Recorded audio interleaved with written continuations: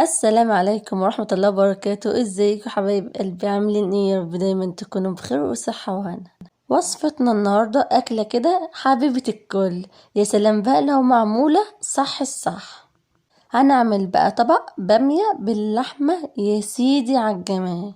هتكون مستوية سوا مظبوط، واللحمة اللي فيها مستوية وكمان دايبة دوب. كلنا بنعرف نعمل بامية، بس كل واحدة فينا بتعملها بطريقة مختلفة. هعمل بقى جنبها بتنجان مقلي بالدقة، طبق كده يشبعك ويأكلك هو لوحده من غير اي حاجة. ما نيجي نشوف عملنا الحاجات الحلوة دي ازاي. نصلي على رسول الله، اللهم صل وسلم وبارك على سيدنا محمد وعلى اهله اجمعين، ونحط لايك يا حلوين. يلا نبدأ الفيديو. نسمي الله. واول حاجة كده معايا كيلو بامية او الكمية اللي انت هتعمليها. اول حاجة واهم حاجة اللي احنا نغسل البامية قبل ما نقمعها او قبل ما نقطعها.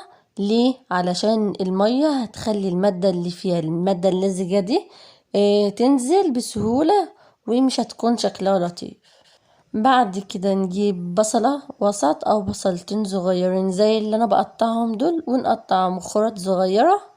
في ناس بتعمل البامية بتوم بس ما بتحطلهاش بصل، بس انا بعملها ببصل وتوم، وجربوها بالطريقة دي بجد هتنسوا اي طريقة تانية للبامية. واكتبوا لي في التعليقات انتوا بتعملوها بالبصل ولا بالثوم والبصل. هنا بقى كنت بقشر بقى توم، 3 فصوص كده توم، 4 فصين كده حلوين. اصلا ما بعدش يا جيمي. تمام، حلوين كده طلعوا 5 6. نهرسهم بقى كويس او ننعمهم كده.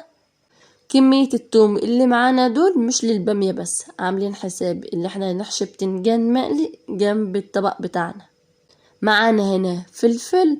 الفلفل ده مش حامي خالص، عايزين تحطهم حامي حطهم، او فلفل رومي حطهم. هنا بقى حلة على النار وحتة سمنة وحبة زيت، وننزل بقى بايه؟ بالبصلة بتاعنا الحلوة اللي احنا قطعناها حتت صغيرة بالشكل ده، ونقلبها كده وناخد بالنا علشان ما تتحرقش. وعلشان نطمن انها ما تتحرقش معانا هنرش على رشة ملح هيخليها تدبل ما تتحرقش. هنا حطيت معلقة صغيرة من الدقة اللي احنا عملناه، التوم مع الفلفل معلقة صغيرة، ونقلبها. ونحط بقى كزبرة ناشفة معلقة كده صغيرة، وفلفل اسمر، حبة فلفل اسمر كده مع البصلة في الحلة. وننزل عليهم بالطماطم بتاعنا او بالصلصة بتاعنا.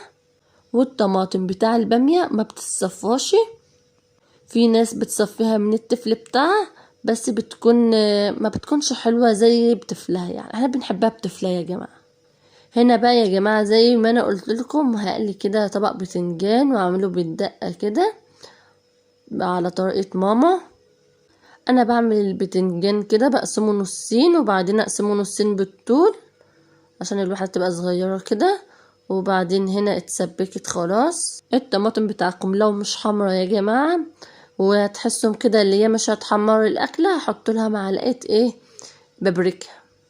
بعد لما تتسبك الصلصه بتاعتنا او التقليه بتاعتنا، هننزل بقى بالباميه بتاعتنا وهنزودها شويه ميه، وناخد بالنا منها كل شويه نقلبها كده، ونحس ان المعلقه واصله للارضيه علشان الارضيه بتاع الباميه بالذات ساعات بتتلسع. هنغطيها بقى ونسيبها تستوي مع بعضها. هنا انا حطيت معلقة كمان من الدقة اللي احنا عاملينها، الفلفل المهروس مع الثوم، وهي بتغلي كده بتغير طعمها، بتخليها احلى، وريحتها بتخليها احلى برضو طعم وريحة. وهننزل بقى باللحمة بتاعتنا مستوية الا حاجة بسيطة، السوا الباقي ده هتستوي مع البامية كله مع بعضه كده. وحطينا شوية شوربة بتاعتها برضو اللي كانت فيها. هنا بقى هنجهز للدقة بتاع البتنجان.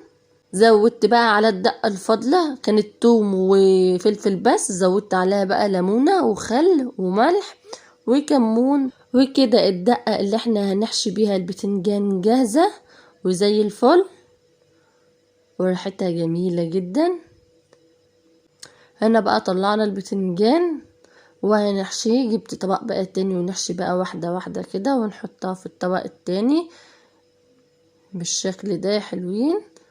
يلا نصلي على رسول الله. اللهم صل وسلم وبارك على سيدنا محمد وعلى اهله اجمعين.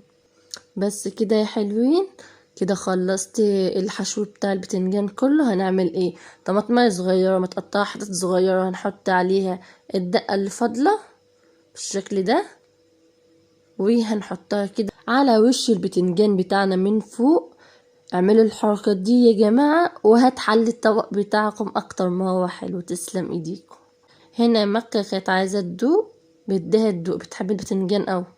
يلا بقى نبص كده على البامية بتاعتنا، خلاص بقت زي الفل واستوت واللحمة استوت. شفتوا الحركة اللي انا بعملها دي؟ بخلي المعلقة توصل للأرضية وبحركها كده. يلا بينا نقدم الطبق بتاعنا. يلا نشوف الحلاوة. بصوا الحلاوة، بصوا الطعم، شمين الريحة والطعم. لازم تجربوها بالطريقة دي وتقولوا لي رأيكم. بصوا بقى حلاوة اللحمة وهي دايبة، بصوا حلاوتها دايبة خالص.